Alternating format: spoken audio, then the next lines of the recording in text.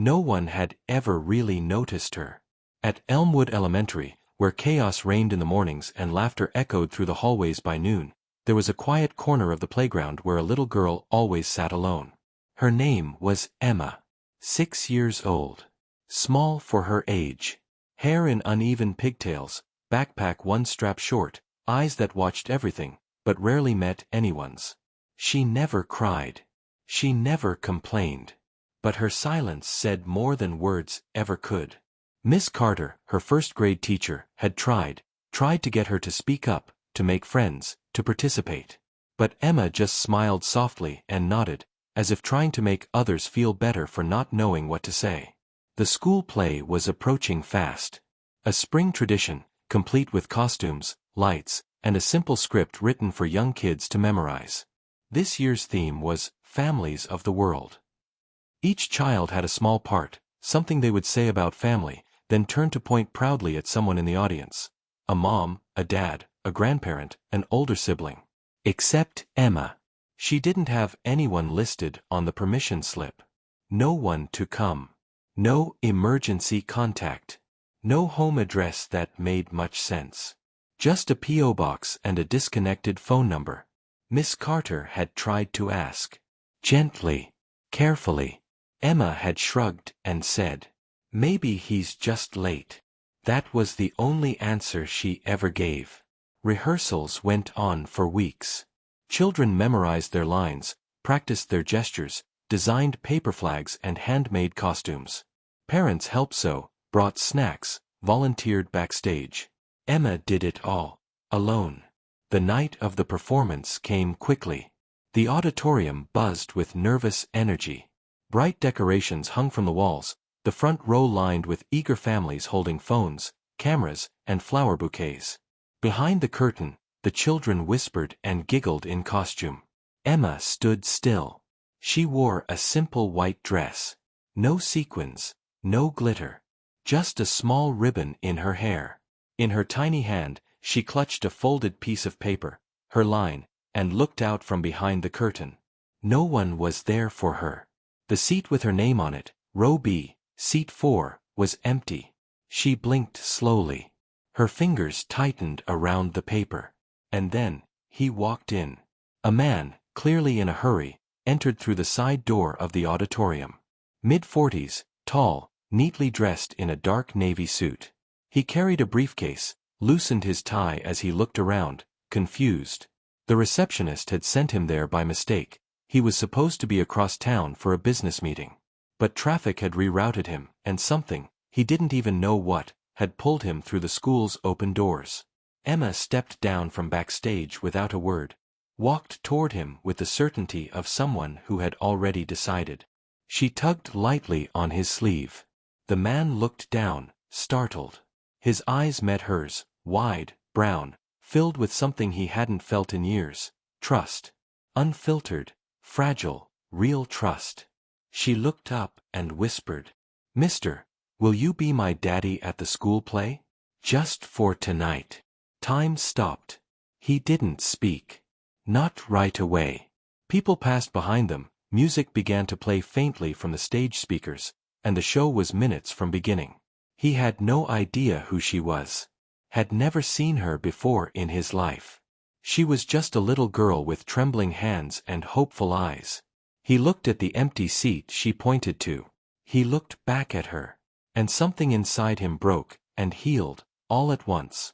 "Okay," he said softly. "Just for tonight." He took her hand. She led him to row B, seat 4. He sat down, adjusted his tie, and turned off his phone. No business deal could compete with this moment. The lights dimmed. The curtain rose. And when it was Emma's turn, she walked to the front of the stage, held her chin high, and spoke clearly. "Family is someone who shows up for you, even when you didn't ask." Then she smiled, pointed to him, and her eyes sparkled like someone who had just won the world. The applause echoed. Not just polite clapping, the kind people offer to small children performing cute roles, but something deeper. Something warmer. Something that started with surprise, and turned into silence, and then a rising wave of emotion that swept through the audience like a shared breath. She stood there a moment longer, still smiling, pointing proudly at the man in the second row. And he, this stranger in a navy suit, clapped too. Not awkwardly. Not out of obligation. He clapped like he meant it.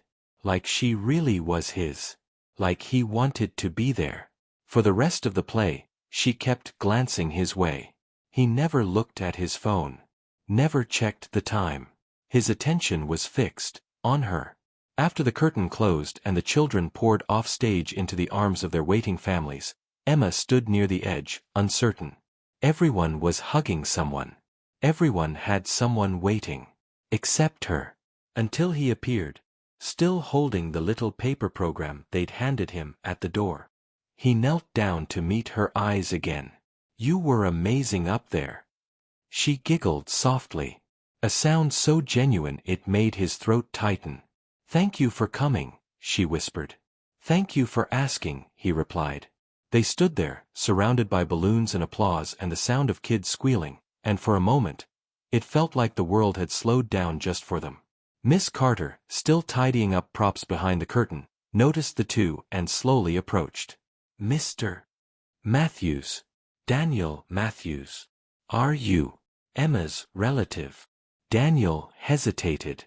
He looked at Emma, who suddenly looked nervous, her eyes darting down to her shoes. He smiled gently. "No, I'm not. She asked me to sit in tonight. And I couldn't say no." Miss Carter nodded slowly. She knelt beside Emma. "Sweetheart, do you want to go home now?" Emma's silence returned. She pressed her lips together. Daniel watched. Something about the moment felt off. "Where's home, Emma?" he asked, softly. She shrugged. Then whispered. "They said I'd get a new place soon. But I don't know where yet." The teacher looked away, her expression tightening. Daniel blinked. "What do you mean, a new place?" Miss Carter stood up straight, folded her hands. "Emma's been in temporary care. The system's still trying to find long-term placement. Her last foster home didn't work out." Daniel's stomach dropped. Suddenly, everything about tonight made sense. The empty seat. The soft desperation in her voice. The way she walked through the halls like a ghost. She didn't just want someone to clap for her. She wanted to belong to someone. Daniel stayed late that night. He waited until every balloon had deflated, every kid had gone home, and the janitor had begun stacking chairs. He sat with Emma in the hallway, sharing a granola bar she had saved in her backpack. They didn't talk much. But they didn't need to. And when a social worker finally arrived to pick her up, Daniel stood. "Can I see her again?" he asked. The woman blinked. "Are you a friend of the family?" He looked at Emma. She looked up at him like the world depended on what he'd say next. He cleared his throat. "Maybe I'm about to be." Weeks passed. Then months. Papers were signed. Interviews conducted. Backgrounds checked. Forms, questions, waiting, home visits. And finally, a knock on a small wooden door in a quiet suburb. Daniel opened it, and there she stood, backpack on, shoes tied neatly, ribbon in her hair. He bent down. She didn't ask the question this time. She simply walked into his arms, dropped her bag, and whispered, "Does this mean I can call you Daddy for real now?" He didn't say a word. He just nodded, and held her tight. Sometimes, the family we need finds us in the most unexpected ways. All it takes is someone who says yes, even for just one night. Not all heroes wear capes. Some just show up when it matters most.